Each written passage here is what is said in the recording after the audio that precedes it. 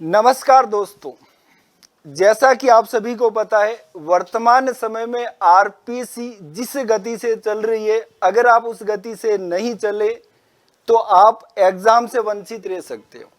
अर्थात आप अपनी प्रॉपर तैयारी करने से वंचित रह सकते हो। वर्तमान समय में आरपीसी की द्वारा आगामी वर्ष में कौन कौन से एग्जाम किए जाएंगे, कौन सी तारीखों को किए जाएंगे, इसका विस्तृत ब्यौरा आरपीसी के द्वारा दिया जा रहा है। तो अभी जस्ट आरपीसी की द्वारा 2024 में कौन से एग्जाम कौन सी तारीखों करवाए जाएंगे, इसका विस्तृत विवरण दे दिया गया है।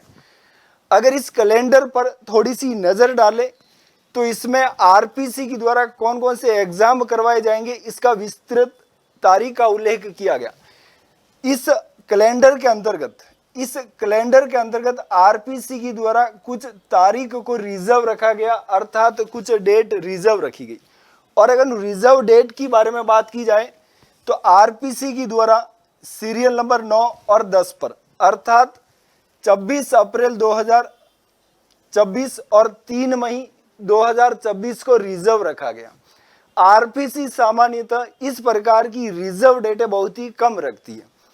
इस रिजर्व डेट के बारे में अगर बात की जाए कि आरपीसी की द्वारा यह रिजर्व डेट क्यों रखी गई और इस रिजर्व डेट पर कौन सा एग्जाम हो सकता है, तो इस डेट पर एनालिसिस करने से पहले थोड़ा सा देखते हैं कि आरपीसी की द्वारा आरएएस का एग्जाम लगभग प्रतिवर्ष किया जाने लगा है।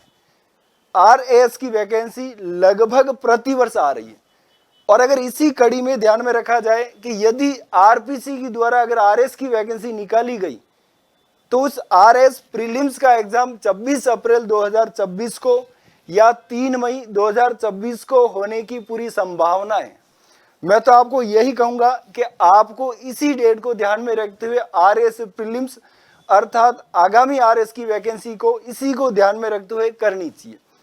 तो इसी के साथ ये आरएस की तैयारी करने वाले अभ्यर्थियों के लिए बहुत ही महत्वपूर्ण जानकारी थी। इसी को ध्यान में रखते हुए आप अपने आरएस की तैयारी करें।